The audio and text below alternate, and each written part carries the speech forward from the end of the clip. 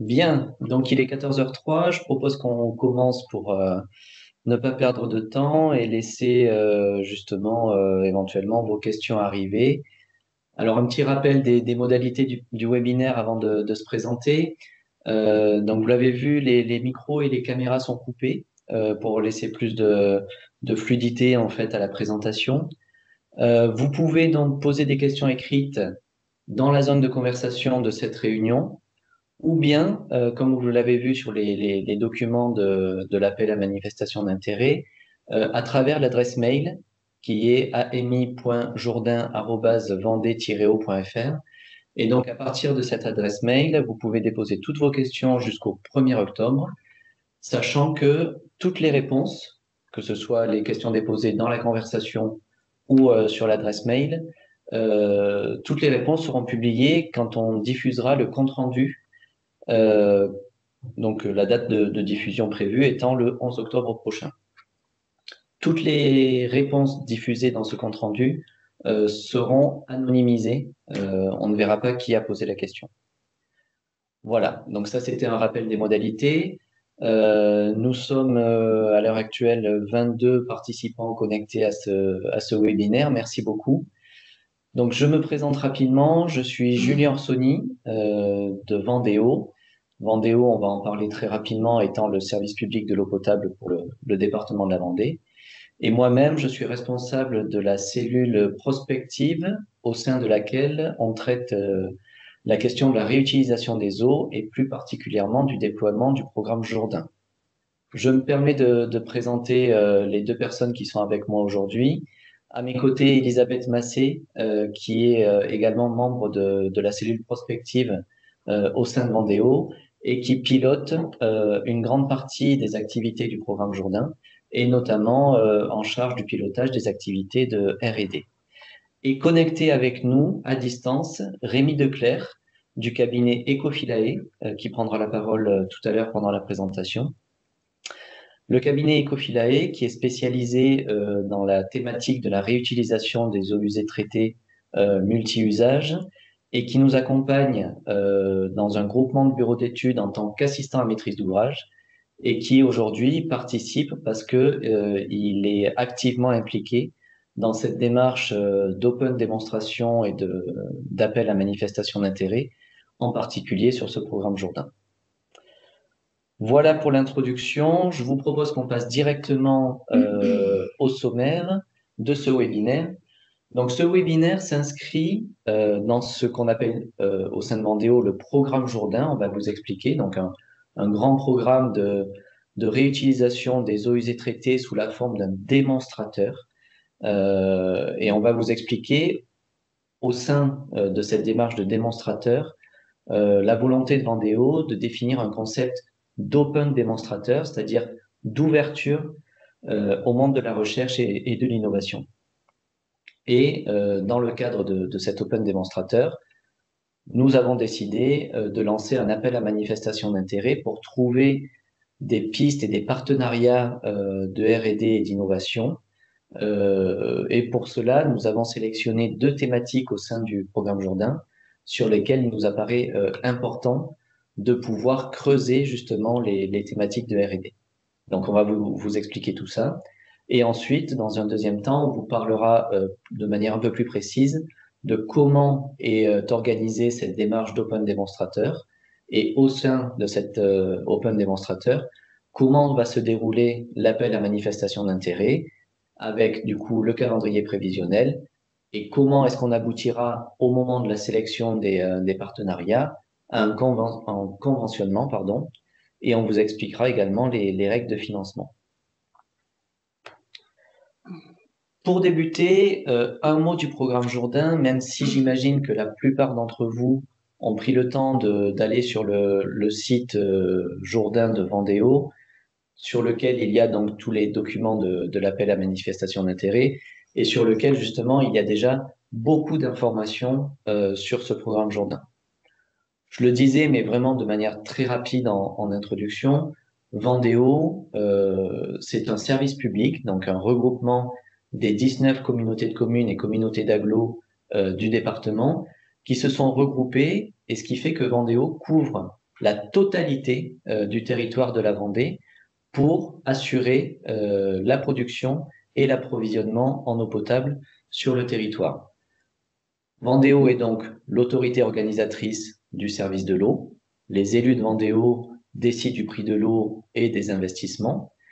Et nous avons recours à des partenaires privés pour exploiter les sites de production et de distribution.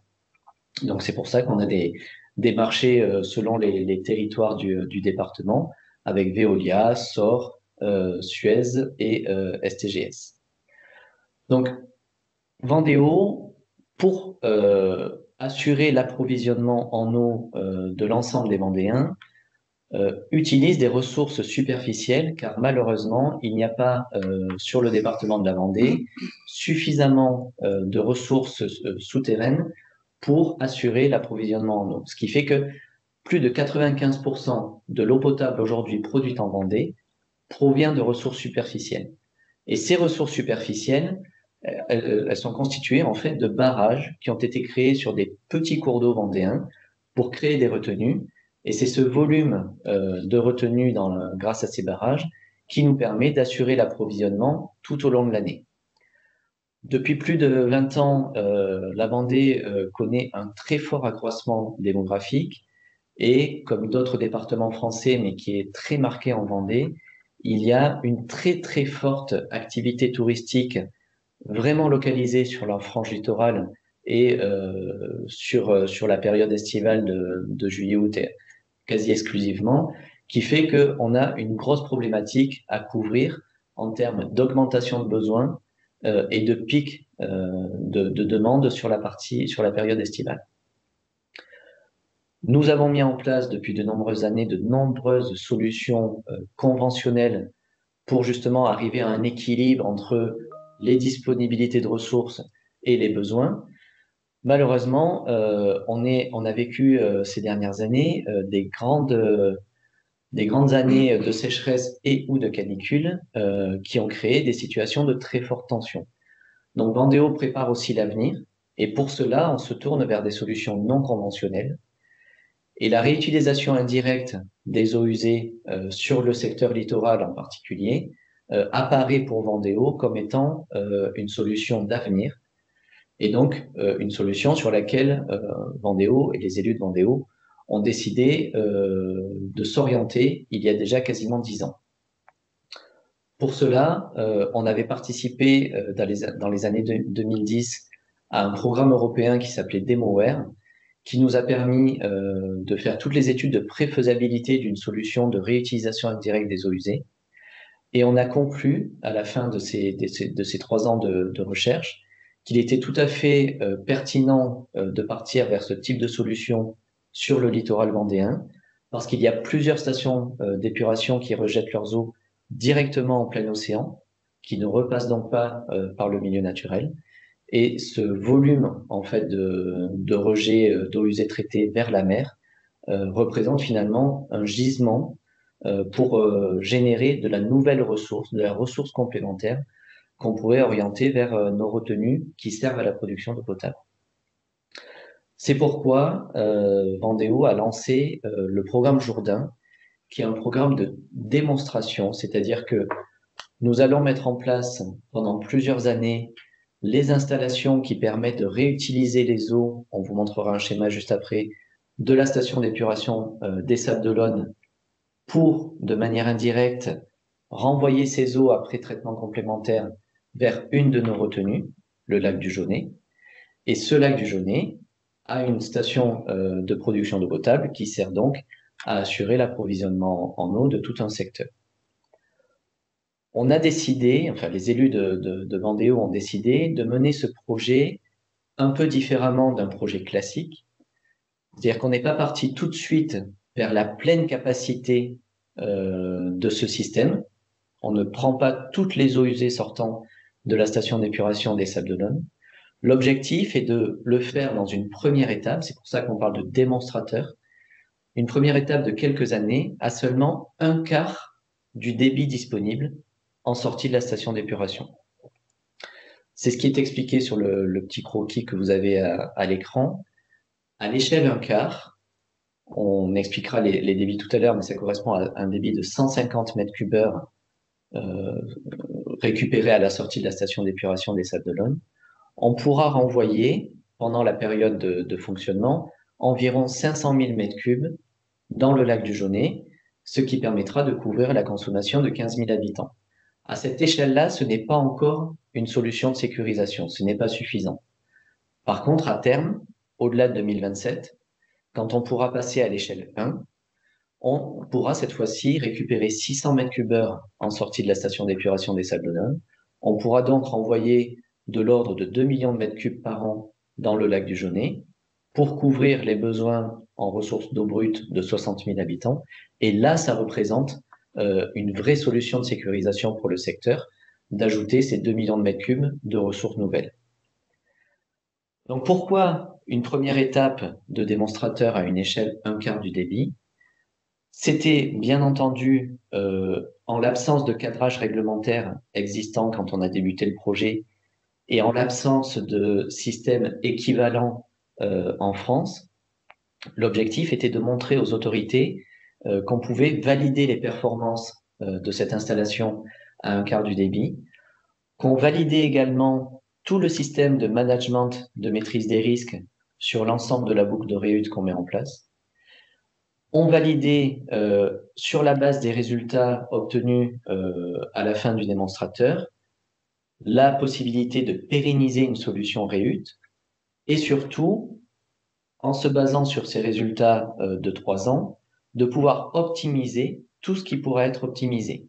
Et c'est en ça que ça fait le lien avec l'appel à manifestation d'intérêt qui est lancé aujourd'hui.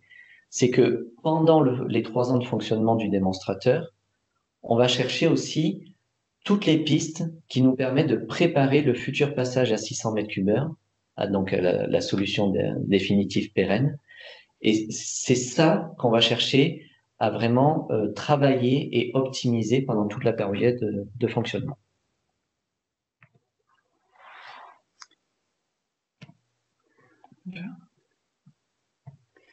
Un petit passage.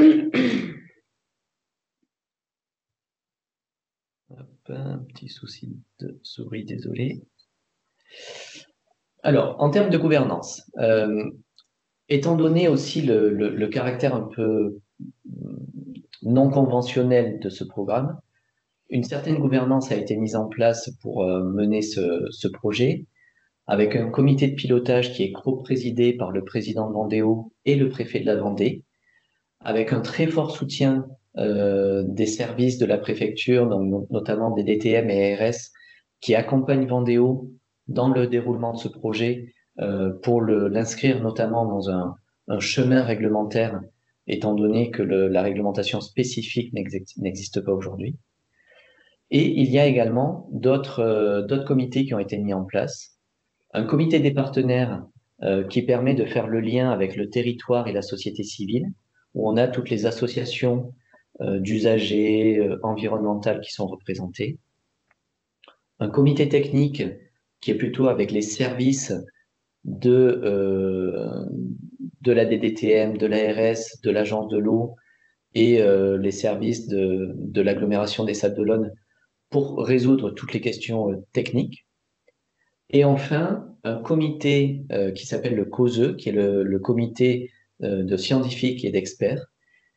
Alors, ce comité de scientifiques et d'experts, il a été mis en place dans un but, en fait, de pouvoir le solliciter sur des questions spécifiques au projet et sur lesquelles il va émettre des avis tout au long de la vie du projet, notamment des avis sur la méthodologie mise en œuvre. Ça permet notamment de s'appuyer sur ce groupe d'experts indépendants. Quand je dis indépendant, c'est que le COSE regroupe en fait une douzaine d'experts sur différents domaines spécifiques. Et ces experts, ce COSE, est animé par l'ASTE, l'Association scientifique et technique de l'eau et de l'environnement, ce qui lui donne justement la légitimité d'être indépendant et de pouvoir émettre des avis totalement indépendants à ce qui est mené par Vendéo.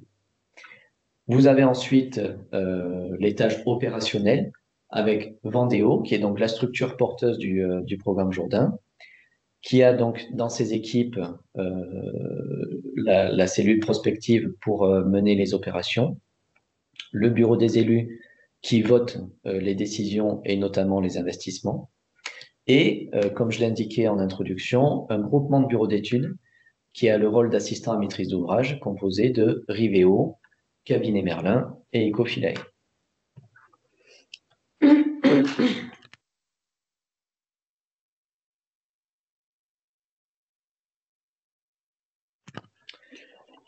Alors, comme je vous le disais à l'oral tout à l'heure, on a un système de démonstrateur qui va réutiliser les eaux usées de la station d'épuration des Sables d'Olonne, station d'épuration classique, hein, traitement biologique bois activé, et voilà.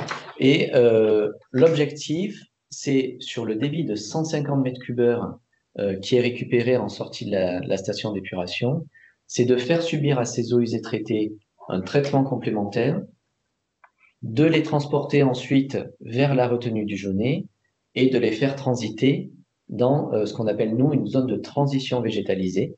On vous expliquera en détail ce que ça représente, avant de les renvoyer dans le lac du Jaunet.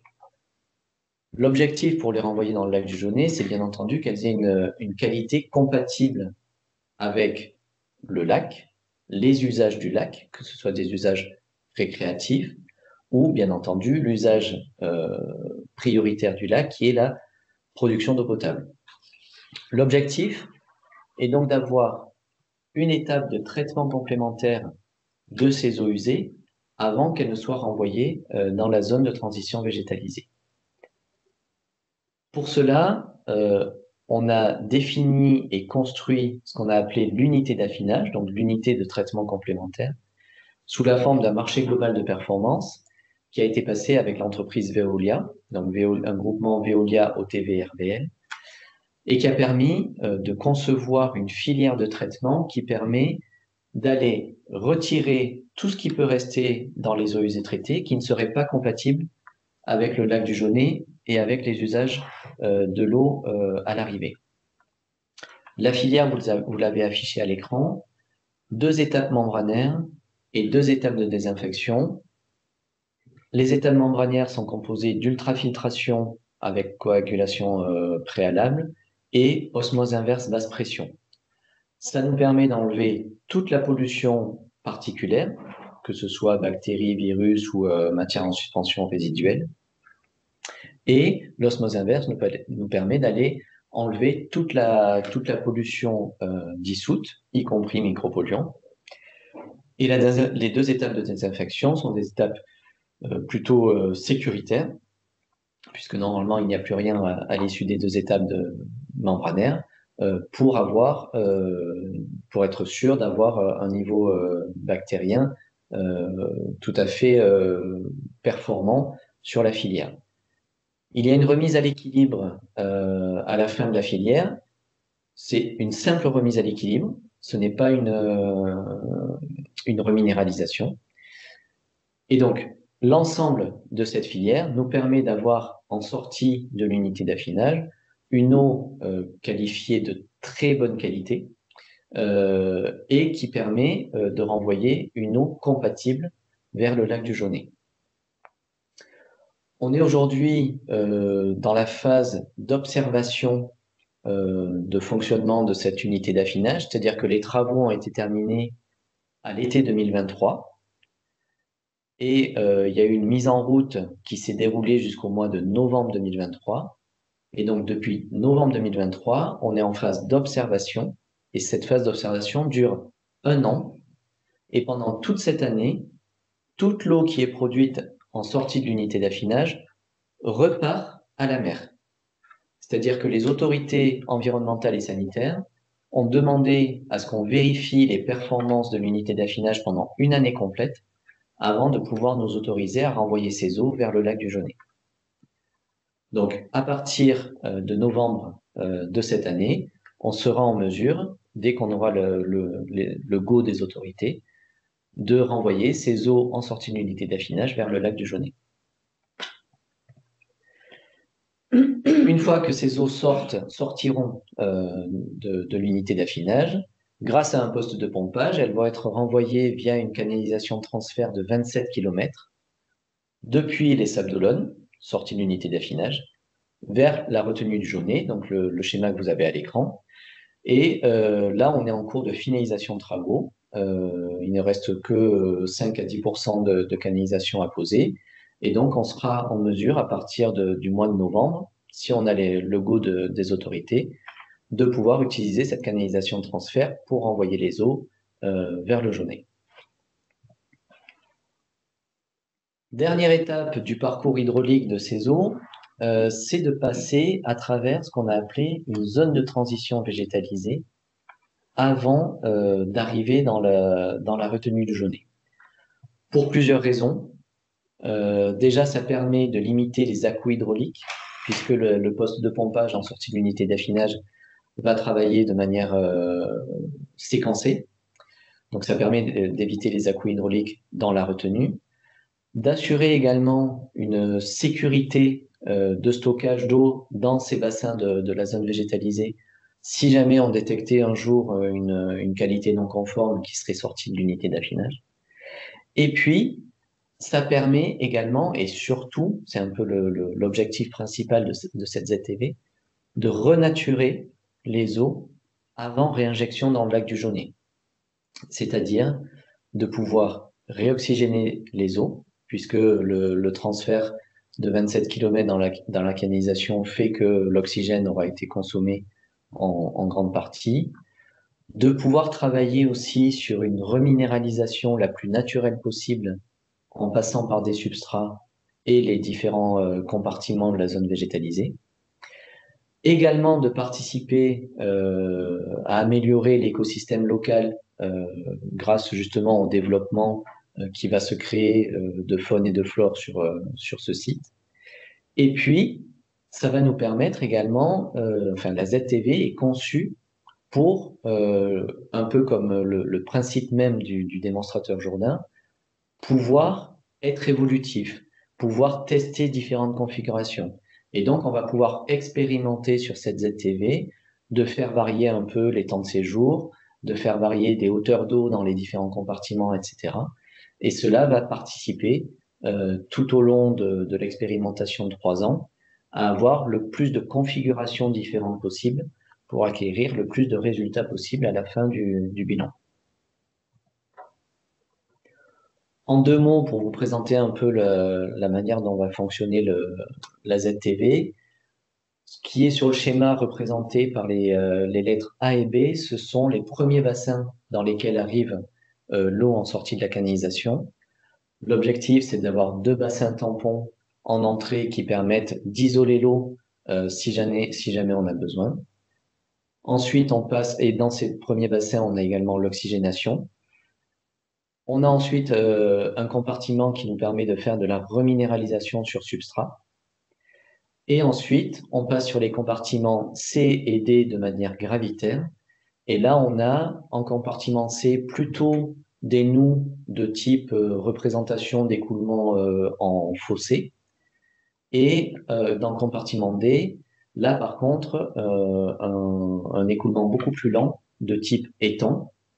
Et donc les compartiments C et D sont végétalisés pour justement également travailler sur l'effet végétalisation sur l'eau.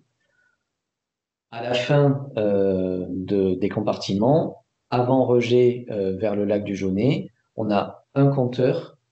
On a également la possibilité d'isoler et de fermer pour garder les eaux sur la ZTV. Et pendant les périodes où l'unité d'affinage ne fonctionnerait pas, on a la possibilité, si nécessaire, de recirculer à l'intérieur de la ZTV l'eau pour que les végétaux restent toujours alimentés.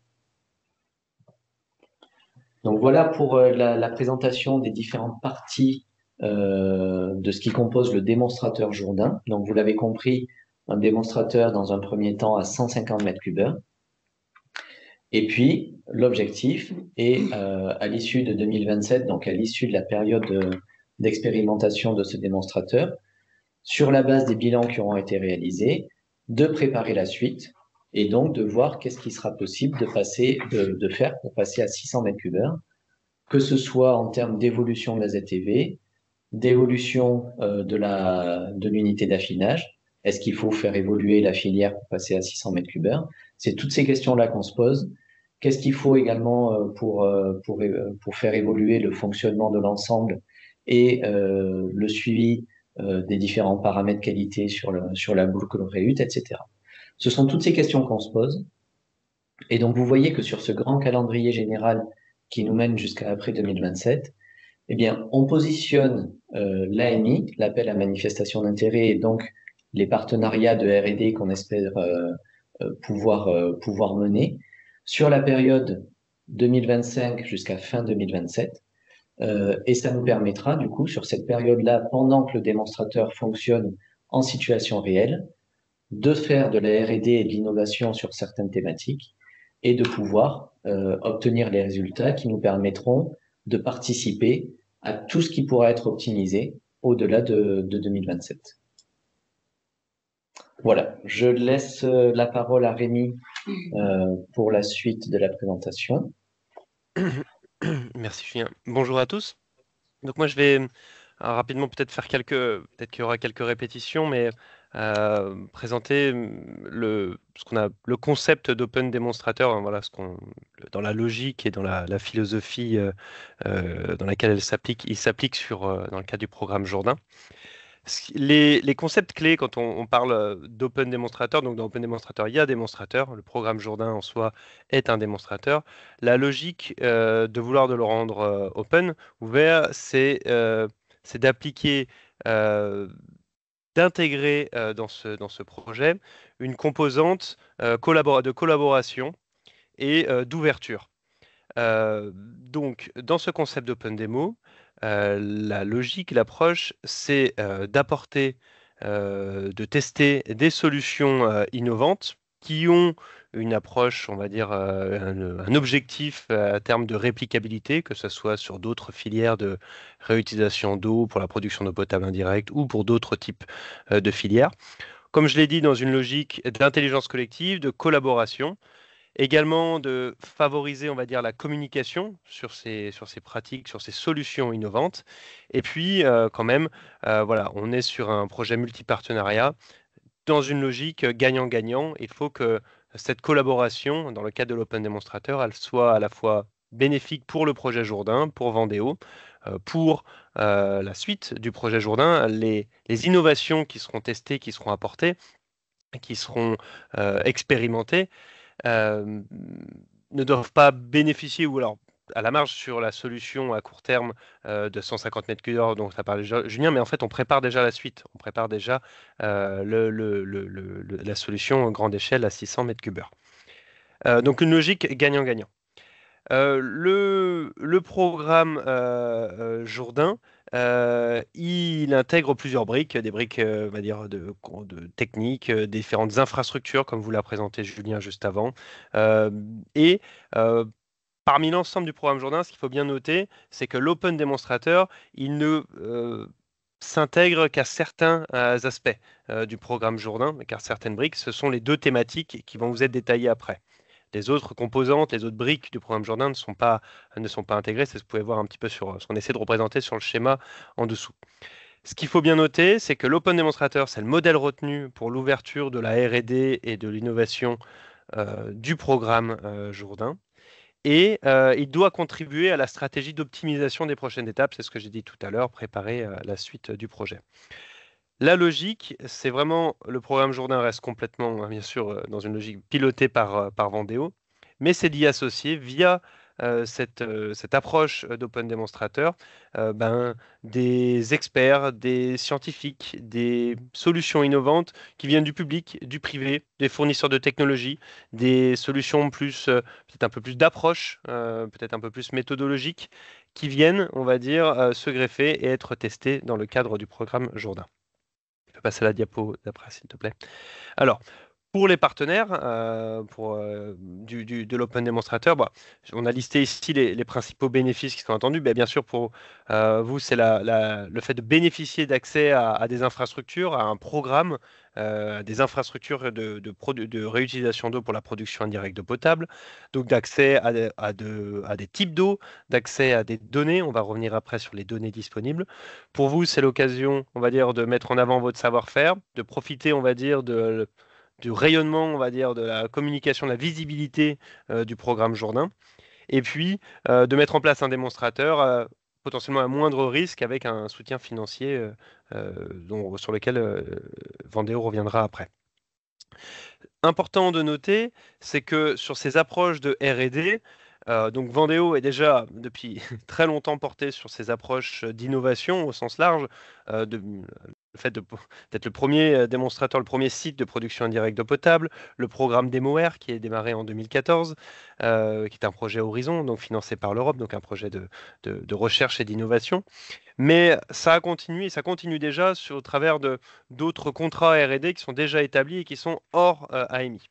Alors il est important pour vous de le noter, à savoir entre autres que il y a un contrat R&D qui est établi avec le constructeur exploitant de l'unité d'affinage, Veolia, sur des pilotes expérimentaux sur du traitement de traitement et désinfection, du traitement des concentrats d'osmose inverse et un pilote sur des zones végétalisées.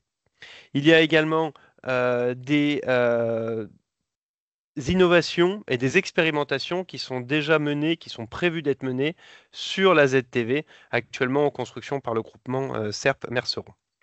Donc vraiment très spécifique à la ZTV, zone de transition végétalisée, dont vous a parlé Julien juste avant. Donc ça, c'est important de noter que c'est déjà des expérimentations, des tests qui sont déjà menés en parallèle. Autre chose dont Julien a parlé avant, c'est le programme de déploiement du programme Jourdain. Ce qui est important, c'est qu'on a un planning dans le cadre du programme Jourdain et que l'Open Demonstrator doit s'y adapter, doit s'y contraindre. Ce planning, il peut être modifié, le planning global du programme Jourdain, et les activités de l'Open Demonstrator devront s'adapter. Ce ne sera pas l'inverse dans le cadre de l'Open Demonstrator. Voilà. Peut-être diapo d'après, s'il te plaît. Et puis je vous relaisse, oui, Elisabeth. Ouais. Merci Rémi. Donc moi, je vais revenir vraiment sur la partie donc de l'AMI qui nous concerne. Revenir un petit peu de ce qui a été écrit peut-être dans les documents contexte et règlement que vous pouvez trouver sur la plateforme Jourdain. Donc l'idée vraiment, ce que l'on dit depuis le début, c'est vraiment que ce démonstrateur et cette AMI viennent pleinement compléter le travail que l'on fait déjà sur site, c'est-à-dire compléter aujourd'hui en termes de suivi et en termes de technique. Donc on est vraiment sur une optimisation de la configuration actuelle et se projeter sur des étapes futures de 600 et éventuellement des réplicabilités, donc le thème qui a été évoqué par Julien tout à l'heure. Donc on est vraiment sur deux thématiques, c'est les deux qu'on a choisis pour lesquels on attend vos projets, c'est donc les process et les techniques de traitement de l'eau. Donc aujourd'hui on a une filière qui existe. L'idée c'est peut-être de développer des solutions alternatives. Et la deuxième thématique, c'est vraiment sur le suivi analytique, interprétation, voire même modélisation, sur lequel on vous attend aussi. Les modalités globalement, c'est que vous pouvez évidemment, vos projets peuvent correspondre aux deux thématiques, donc auquel cas vous pouvez répondre aux deux thématiques. Il faudra juste déposer comme deux dossiers distincts. Enfin voilà, donc vous avez plusieurs combinaisons auxquelles vous pouvez répondre en fonction de vos applications. Donc la première thématique, donc Julien l'a repris tout à l'heure, nous on a une filière donc sur l'unité d'affinage qui est basée sur de la filtration, des étapes de filtration. L'idée aujourd'hui là de pousser cette AMI, c'est d'aller chercher des techniques de traitement de l'eau, alors évidemment qui peuvent convenir avec le débit à 150 m3 sur un pilote, à partir d'un pilote, mais qui peut aussi et bien évidemment convenir sur l'approche future à 600. Donc là, on parle de solutions alternatives du traitement de l'eau et auquel cas, on parle aussi du traitement de tout ce qui est sous-produit, donc les eaux sales, etc. Aujourd'hui, on vous met à disposition, donc dans un hall, on verra tout à l'heure, différents types d'eau que vous pourrez tester, que vous pourrez analyser, sur lesquels vous pourrez effectivement brancher vos pilotes. Donc là, l'idée, c'est de vraiment rester sur une thématique process traitement de l'eau ou en tout cas de l'eau sale, des sous-produits. Aujourd'hui, l'AMI n'est pas portée vers la ZTV. Aujourd'hui, on restera sur cette thématique traitement de l'eau uniquement sur la partie donc qu'on a aujourd'hui sur les sorties de l'eau de la station d'épuration. Donc, l'idée, effectivement, hein, c'est d'améliorer toujours, en fait, on est toujours sur les mêmes thématiques et les mêmes objectifs, c'est d'améliorer au moins les performances de l'unité d'aujourd'hui, voire même apporter votre niveau d'expertise pour des solutions de demain. Donc, la deuxième thématique, donc là, je reprends un peu le schéma global que vous avez évoqué à l'oral, Julien, c'est qu'on part vraiment donc sur la station des Sables d'Olonne. Donc là, par contre, on ouvre le spectre de vos techniques analytiques et de vos solutions, en tout cas de techniques analytiques, d'interprétation, voire même de modélisation, sur l'ensemble de la boucle. Donc, ça va vraiment de la prise d'eau aujourd'hui qu'on a via l'émissaire en mer, donc en sortie de la station d'épuration des Sables d'Olonne. Ça inclut l'unité d'affinage d'aujourd'hui, la station de pompage, la conduite de 27 km. Et là, on porte le projet à au-delà de cette conduite, c'est-à-dire la zone de transition végétalisée, la retenue du Jonais, puisqu'aujourd'hui, on est contraint aussi d'apporter des réponses, de renforcer un peu les résultats et les craintes peut-être d'apporter des réponses sur les impacts possibles de cette réinjection dans le lac du Jonais, pardon. Et ça peut aller aussi, ça peut pousser un peu le projet vers l'unité aujourd'hui qui existe sur l'usine de potabilisation du Jonais. Donc là, l'idée, c'est vraiment d'apporter vos techniques analytiques,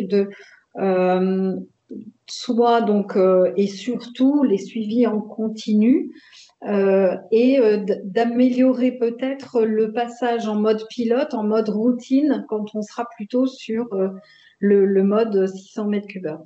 Donc, c'est vraiment de toujours se projeter plus loin, entre guillemets, et d'apporter des solutions sur ce qui peut répondre aussi aux questionnements sur les règles de sûreté, etc. Qualitatives, en tout cas.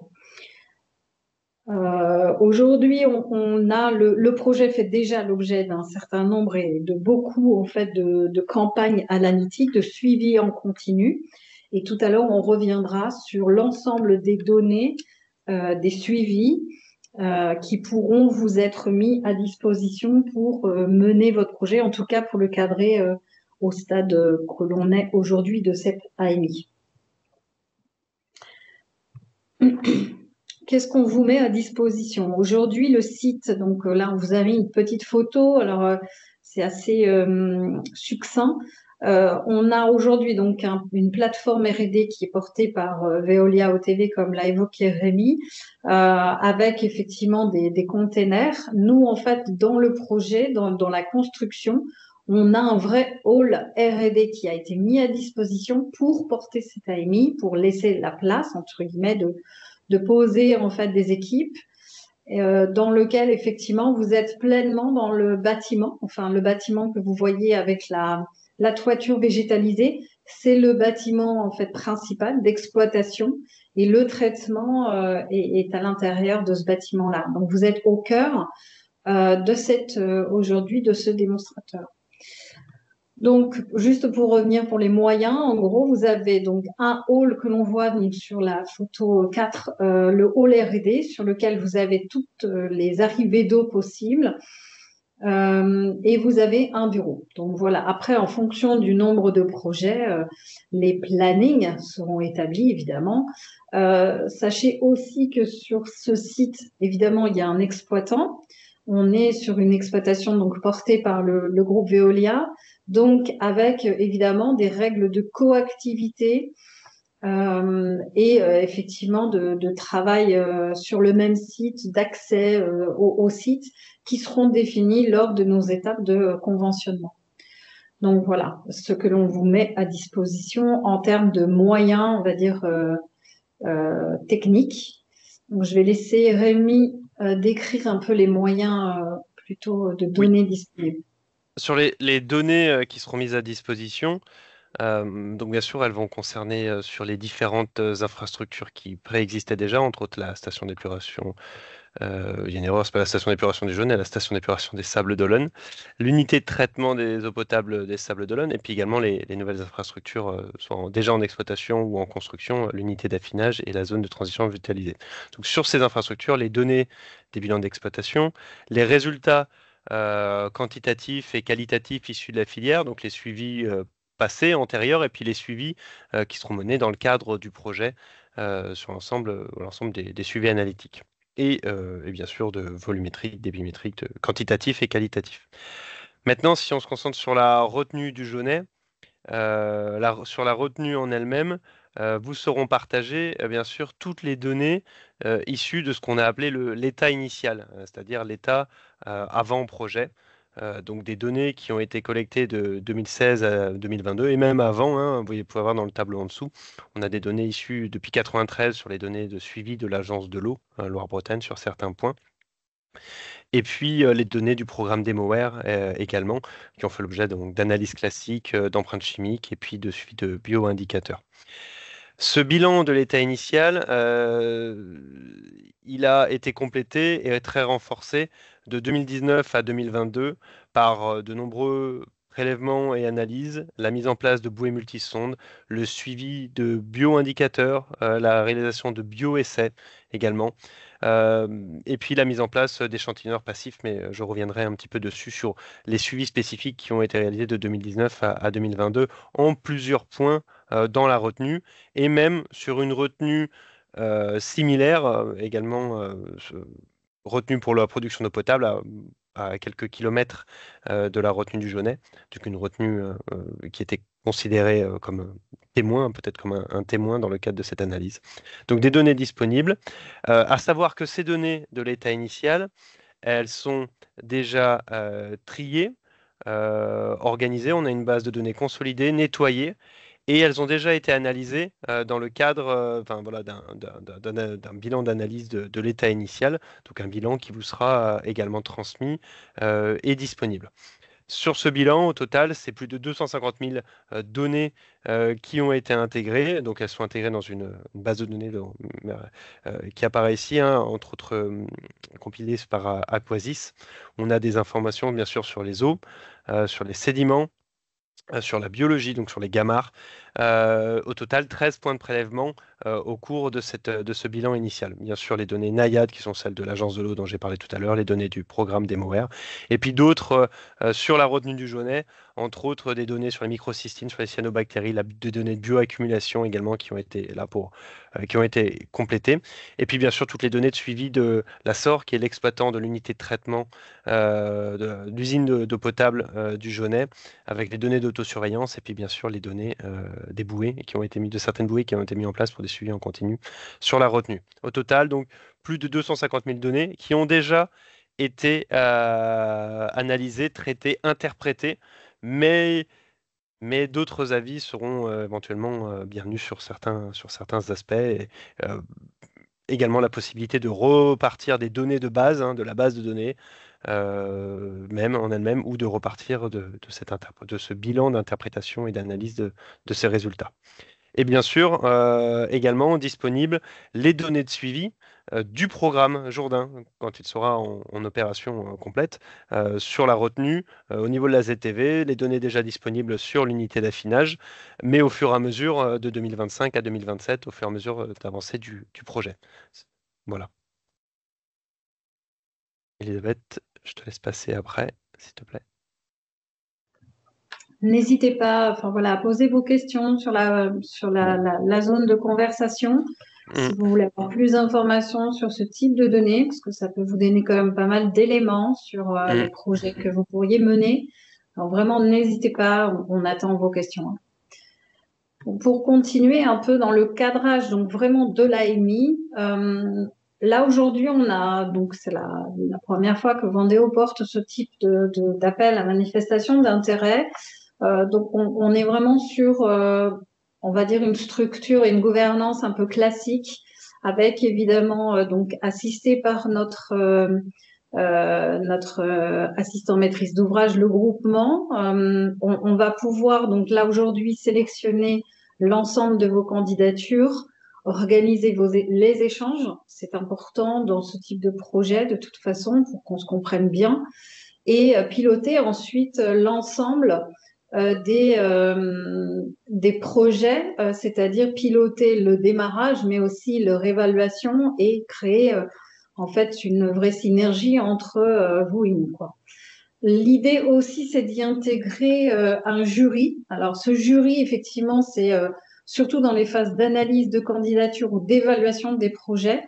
Alors, des élus, oui, mais surtout, en fait, aussi, et comme là, on est sur 2 thématiques un peu différentes, c'est d'aller aussi peut-être piocher dans notre comité scientifique, donc on l'évoquait tout à l'heure, le COSE, ou des experts qu'on a en interne, évidemment, à Vendéo sur le traitement de l'eau. Donc voilà, l'idée, c'est vraiment d'avoir un maximum de synergie aussi en interne à Vendéo et d'être porté par notre assistant. Le comité de suivi sera créé en fonction effectivement des typologies de projets qui seront retenus. Et là, l'idée, c'est vraiment d'avoir un comité qui suivra l'évolution des résultats, des difficultés, l'avancement en fait, puisque aujourd'hui, vous l'avez vu, on a un calendrier qui est assez soutenu sur ce type de thématiques et effectivement, il y a une attente aussi des services de l'État sur ce type de projet. Aujourd'hui, on vous a décrit un peu tous les intervenants et partenaires qui n'ont pas obligatoirement un rôle en propre dans cette AMI, mais aujourd'hui, c'est vraiment une liste un peu, même pas exhaustive, puisqu'il n'y a pas tous les sous-traitants évidemment, mais aujourd'hui, on travaille déjà avec une équipe assez soutenue pour lequel, très ponctuellement, on pourrait aller chercher des réponses. En tout cas, ils n'ont pas de rôle aujourd'hui attendu au sein de l'AMI. Si on en revient à la procédure qui a démarré donc début juillet avec le lancement et donc le dépôt, on va dire, de notre publication de l'AMI, donc en juillet, vous avez donc aujourd'hui ce webinaire et vous avez jusqu'au donc 18 octobre pour poser toutes vos questions. Alors, jusqu'au 1er octobre pour poser toutes vos questions. Voilà, enfin, il faut absolument être assez exhaustif. Le rendu de votre dossier doit se tenir sur 5 pages dans le dossier de candidature. Donc, un préformat des différents chapitres vous a été déposé sur la plateforme. Évidemment, ce document doit vraiment respecter les chapitres et les consignes qui sont importantes. Le compte-rendu vous sera diffusé donc le 11 octobre sur le site Jourdain, avec évidemment, il faut être à même de pouvoir aller voir de temps en temps si le compte-rendu y est. Évidemment, un message ne vous sera pas obligatoirement envoyé pour vous dire qu'il est disponible. Donc vraiment, toutes les questions devront être posées, en tout cas par écrit. Ensuite, la phase de sélection, on est vraiment on sera plutôt vers Noël en fait, hein, clairement, puisque derrière on propose une audition. Alors on a appelé ça audition, c'est plus un temps d'échange avec effectivement les candidats qui auront été retenus pour cette deuxième partie. Et donc pendant toute cette deuxième étape, effectivement, tous les échanges devront être écrits et ils pourront être nombreux, ils seront anonymisés, etc. Donc là, il n'y a pas de souci dans les échanges entre chaque partenaire. La deuxième étape, évidemment, c'est le rendu des dossiers plus complets, alors qui reflètera les mêmes chapitres que ce que vous aurez rendu en phase de candidature, mais beaucoup plus détaillé. Et ensuite, on sera plutôt sur une étape de conventionnement. Donc, si on se projette sur un calendrier, donc là, on est dans l'étape de candidature, hein, l'étape numéro 1, avec cette date limite de remise des dossiers au 18 octobre à midi. Tous les candidats qui n'auront pas dépensé de toute façon à midi, malheureusement, ne seront pas lus, ne pourront pas être reçus. Et après, effectivement, cette deuxième étape, c'est vraiment des échanges. On a déjà posé les dates du 8 et 9 janvier en fonction du nombre de dossiers que l'on retiendra. Il n'y a pas de limite aujourd'hui que l'on s'est mise ni sur la thématique 1, ni sur la thématique 2. Ça peut être 1, 0 jusqu'à... Voilà. Et en fonction du nombre, donc voilà, si les questions, les réponses, c'est un échange technique, financier, pour vraiment que chacun puisse comprendre les attendus sur cette AMI. Hein, on est vraiment sur ce type de relation. Et après, les dossiers seront plutôt à déposer fin février. Avec donc plutôt, donc là, les conventionnements plutôt avril-mai 2025. Donc, c'est vrai que dans le calendrier, ça commence à être déjà bien tendu. En termes de conventionnement, donc la dernière partie, on est vraiment sur une convention de partenariat ou de marché R&D, avec évidemment cette ouverture qu'on a décrite au départ de notre présentation sur quelque chose de collaboratif. L'idée, c'est d'ouvrir ce monde public à l'universitaire et d'en faire un mix et de pouvoir travailler sur des thématiques un peu innovantes et d'ouvrir un peu notre spectre de R&D au-delà de notre vision à nous, service public. L'idée, c'est de définir toutes nos clauses contractuelles. Donc, j'en ai décrit quelques-unes là dans la présentation. Quoi qu'il arrive, ces conventions sont écrites avec l'appui en fait d'un cabinet juridique pour que l'on puisse remplir toutes les cases sur les brevets, les confidentialités, tout ce qui est prestations intellectuelles, etc. et règles de diffusion de nos données, puisqu'on en met quand même un certain nombre à disposition, et la diffusion effectivement de tout ce qui est résultat, de tout ce qui pourrait porter les solutions. Ces conventions seront aussi écrites en mettant toutes les modalités d'évaluation des solutions testées. En tout cas, les thématiques seront déjà prédestinées dans les conventions qui seront signées. Le financement, donc là on en vient au financement de l'AMI. Aujourd'hui, le budget alloué à Vendéo n'est pas défini. En tout cas, en fonction d'un classement de l'ensemble des lauréats, la contribution donc minimum sera de 15 000 € et maximum de 50 000. En fonction des critères, puisque à l'étape 2, on classera bien évidemment chaque projet. Donc là, on a listé donc les différents critères de sélection que vous pouvez retrouver dans le document règlement. Donc là, vous avez effectivement quelques exemples sur les moyens, sur la pluralité, sur les performances pour lesquelles vous apportez vos solutions. Le côté gagnant-gagnant que Rémi a pu rappeler aussi, c'est comment vos données, en tout cas votre projet peut apporter à Vendéo. Ça, c'est important aussi. Et donc, le rappel, c'est de toute façon que votre projet ne doit pas reposer entièrement sur le financement de Vendéo, bien évidemment.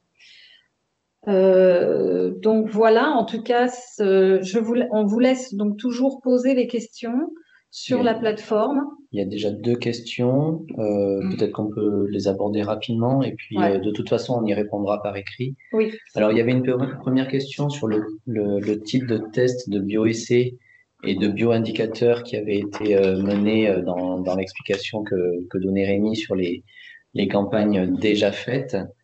Sachant qu'on en fera également en phase de fonctionnement. Alors, on va pas vous donner le détail là à l'oral de tout ce qui a été réalisé. Il y a plusieurs types de bioessais qui ont été testés, soit des bioessais de toute façon en laboratoire ou in situ. Pareil sur les bioindicateurs, il y a plusieurs types de bioindicateurs qui ont été suivis. Donc là, on vous répondra en détail dans les réponses qu'on pourra vous apporter. La deuxième question portait sur si un projet de recherche propose de travailler sur une alternative en termes de process, est-ce qu'elle peut être amenée à remplacer la filière existante ou est-ce que la filière existante est fixe pour le passage à 600 mètres cubes? Ça, c'est vraiment une question qui est au cœur de notre approche. Aujourd'hui, la filière telle qu'elle est en place, avec ultrafiltration et osmose inverse, elle fonctionne à 150 mètres cubes heure et elle ne peut fonctionner qu'à 150 mètres cubes heure. Elle n'est pas dimensionnée pour les 600 mètres cubes heure. Donc, quand on passera à 600 mètres cubes heure, il faudra de toute façon construire des fils de traitement complémentaires, une ou plusieurs fils de traitement complémentaires. Donc, c'est très ouvert sur qu'est-ce qu'on mettra en place comme fil de traitement entre 150 et 600 mètres cubes heure. Est-ce qu'on conservera la file à 150 mètres cubes heure? Étant donné l'investissement, très certainement qu'on conservera la file à 150 mètres cubes heure, mais le complément pour passer à 600, là pour le coup, c'est très ouvert. Donc, si des résultats de pilotes R&D ont montré des résultats très satisfaisants sur certains types de traitements et que ces traitements sont envisageables pour être déployés au-delà de l'échelle pilote à l'échelle industrielle, eh bien oui, les résultats pourront permettre d'envisager de les mettre en place pour le passage à 600 mètres cubes heure. Une troisième question qui est arrivée entre-temps, combien de projets par thématique est-il prévu de financer? Alors, comme le disait Elisabeth, on ne s'est pas fixé de nombre maximum de projets par thématique. Ça va dépendre en fait des types de projets qu'on va recevoir et de comment est-ce qu'ils peuvent s'inscrire dans le calendrier. Donc, ça veut dire aussi que finalement, notre contribution financière aux différents projets sera aussi conditionnée au nombre de projets qu'on aura retenus. La contribution minimum reste 15 000 euros, même si on retient 5 ou 6 projets. Mais du coup, on adaptera les contributions intermédiaires pour justement, selon le nombre de projets qu'on aura retenus. Je ne sais pas si éventuellement il y a d'autres questions qui arrivent sur le fil de conversation. Mais en attendant qu'on clôture, et c'est dans pas longtemps, peut-être faire une petite conclusion. Et s'il y a d'autres questions qui arrivent d'ici là, on les... Il y a une autre question, Julien.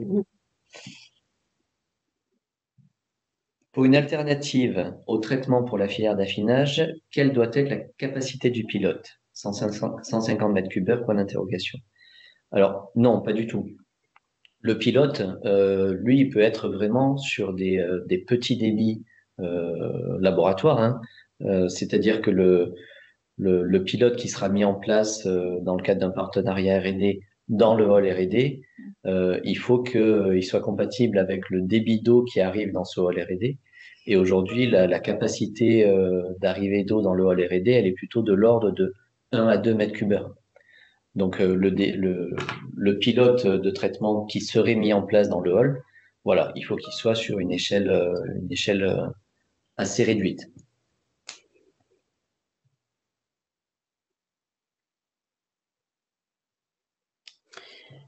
Bon, si vous n'avez pas obligatoirement de questions, sachez que la plateforme, de toute façon, elle reste ouverte, hein. Si vous voulez laisser des questions en plus sur la conversation, vous pouvez encore, en fait.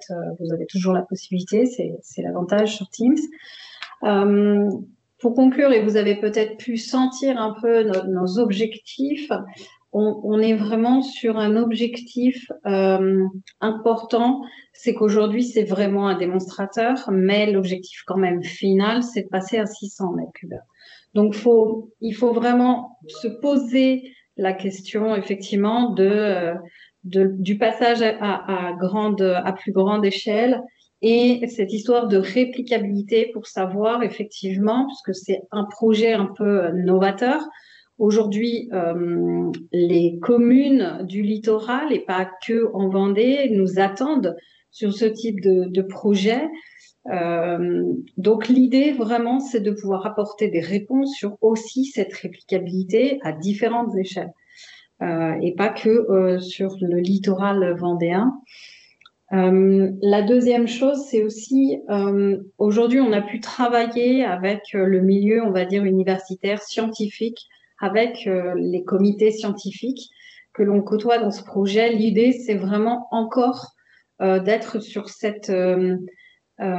sur ce chemin, en tout cas, de fédérer, en fait, le milieu, on va dire, professionnel. Alors, tout en restant factuel, Vendéo n'a pas vocation non plus à ne faire que du R&D. On est quand même là pour avoir des réponses de distribution pour les abonnés.